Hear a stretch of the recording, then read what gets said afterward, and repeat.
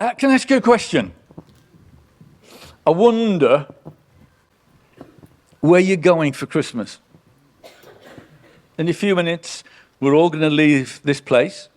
We're going to disperse. So where are you going? Are you going home? Have you got visitors coming today? Or are you maybe visiting somebody else's house? Or maybe you've splashed out and you're going to a restaurant. Ooh.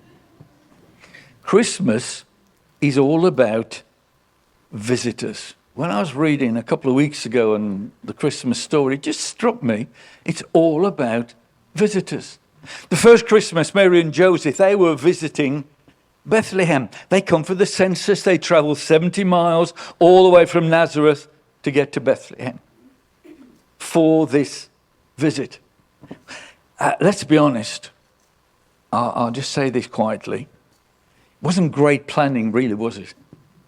When you think about it. To be so far away from home when you're heavily pregnant.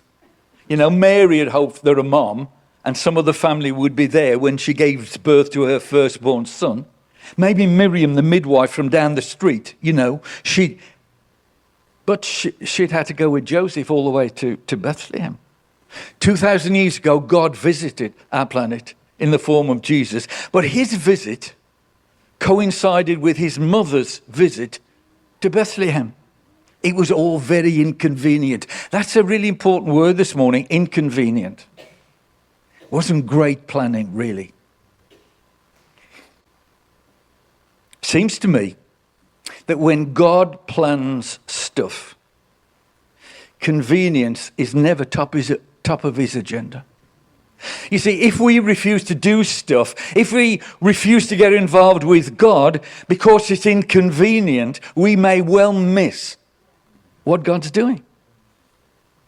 Both of my kids were born in the day back then when they always used to keep fathers out of the way when mothers were giving birth. And we were allowed back in when it was all over. My wife has always been beautiful, can I just say that? But she wasn't quite at that level of perfection after she'd given birth. Pardon? Can I come to your house for Christmas dinner? I think Mary was exactly the same, you know. The last thing Mary would want in this stable are visitors. Let's be honest, not convenient, was it? But God himself had actually planned for visitors to come to the stable. You've just given birth, you're in a dirty stable, you're surrounded by animals that live there, and God chooses to send a bunch of shepherds to visit you. They're driven by a combination of fear and good news of great joy after being confronted by the heavenly host. I don't think, given the choice, that Mary would have invited these visitors to the stable, but God did. The carol, Christians Awake, calls them the first apostles of his infant fame. It seems to me that when God plans to do stuff, convenience is not top of the agenda. If Mary had refused to let these shepherds into the stable, those first apostles would have been stopped. Meanwhile, what about the innkeeper? Yet he's got a full house. But surely he would have heard all the kerfuffle, wouldn't he, outside? A bunch of noisy shepherds just squeezing, crowding into his stable, and they'd run all the way from the fields outside Bethlehem. We've been to the Bethlehem fields just out. It's only about half a mile. It's not very far at all. And they'd run at full tilt to Bethlehem. And the angels said the baby was in a manger, so obviously he was in a stable. What a ruckus it would have been. You know, on the silent night. Wouldn't have been so silent when they all arrived, would it? But my Bible doesn't tell me that the innkeeper became a visitor. So I just assume he didn't visit. He was too busy with all the guests cramming into his inn. It was just too inconvenient. Mr. Innkeeper, there's a new baby out there in your stable, in the cave beyond your inn. Maybe later. I just need to clear up. I need to prepare breakfast for tomorrow. You see, our opportunities to meet God, and for some of us to meet him afresh in a new, vital way, don't always come at the most convenient times in our lives. Other visitors can crowd out the opportunity, and we might miss what God is doing. There were people that missed what God was doing on that first Christmas day 2,000 years ago. They missed it. It was too inconvenient. There were other visitors. You know, there's absolutely no way. I think Joseph was a good guy. I love the fact that Joseph says nothing, does he? Have you read that? Joseph didn't say anything. You read all the gospel. He didn't say a word. But there is no way that he would allow Mary and the baby to stay in that dirty stable any longer than necessary. So I guess next morning he's on Airbnb looking for something better, you know. And if he didn't use Airbnb, I reckon he'd be walking up down the streets, knocking on doors, going to houses, searching for a much better place for them to stay.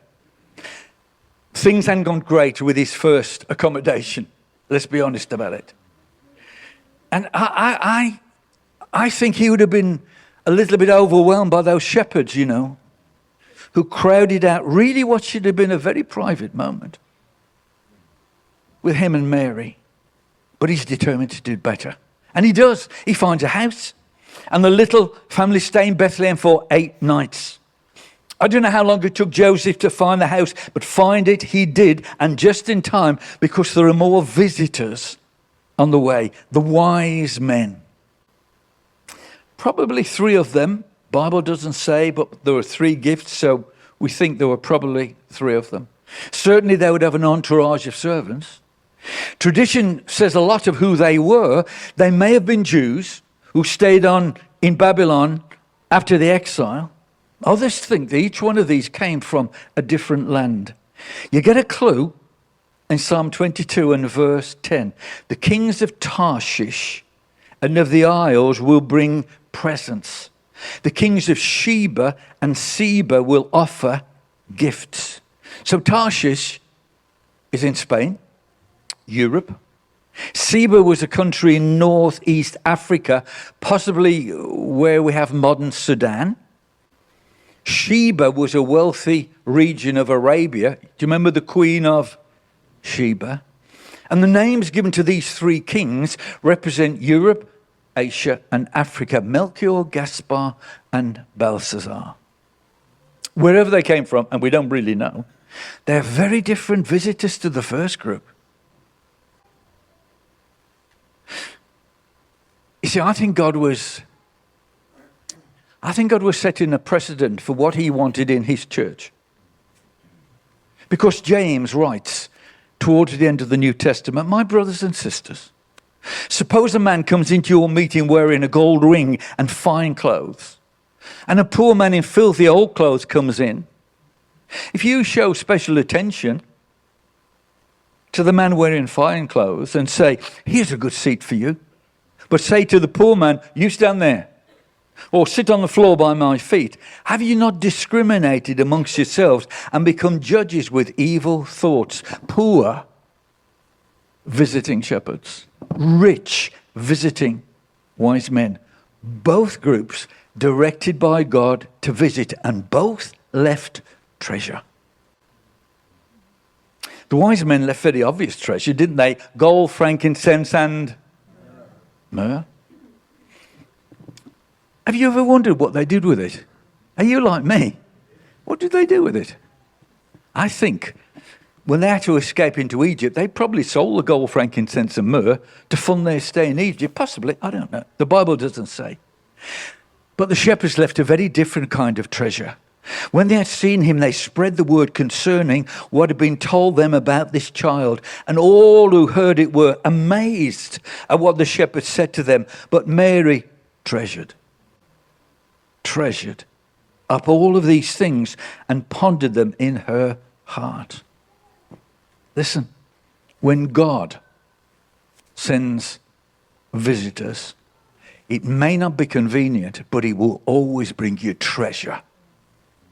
Different kinds of people, different kinds of treasure, and as you receive them, they will enrich you. Over the years at Junction 10 and here at Kingsway, I've said the same thing. We'll have anybody. That's what God was saying the first Christmas. We'll have anybody. From very, very rich, wise men, right the way through to very, very poor shepherds and everybody in between. Anybody. Finally, let me close. There's an exception.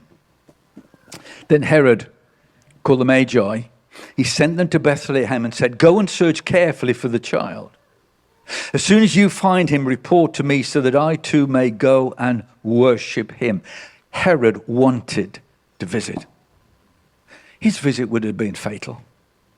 He would have killed Jesus and Mary and Joseph. His brutal action against all the little boys of Jesus' age, prophesied by Jeremiah, a voice is heard in Ramah, weeping and great mourning, Rachel weeping for her children and refusing to be comforted because they are no more.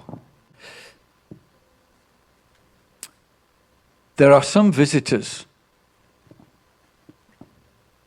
who are God sent, and they may cause us inconvenience, but God has sent them. God sent them. There are other visitors who say all the right words. I want to go and worship the baby. But they will bring you far more than inconvenience. The wise men acted very unwisely when they contacted Herod. They switched from following the star to following their own intellect. Quite obviously a newborn baby is going to be born in a palace. Wrong. He's not in a palace. He's in a house. By taking their eyes off the star, it opened the door to the visitor from hell, Herod. Fortunately, God warned these wise men and they went back to the east a different way. Just beware. Just beware who and what you invite to share your life. Hebrews says some have entertained angels unaware. The Bible also says Satan comes as an angel of light. So be careful to who and to what you open the door of your life. I'm done. Wherever you go today, I pray that you have a really, really blessed Christmas. And remember, Christmas is all about visitors. But very often, God-sent visitors don't always come at convenient times. 2, remember the innkeeper who didn't make room for his visitors and he just missed Jesus. 3, remember the God-sent visitors always bring treasure. And as you receive them, they will enrich you in so many different ways. And 4, lastly, beware the visitor from hell, the Herods who want to come and invade. The closing carol we're going to have in just a few minutes' time says this: veiled in flesh, the Godhead see, hail the incarnate deity, pleased as man with man to dwell, Jesus our Emmanuel. The Lord Jesus Christ was the greatest ever visitor, and he took on our skin and he visited our world. Keep the door open for him, whatever you do over this Christmas, even at the most inconvenient of times. Yes? The Lord bless you.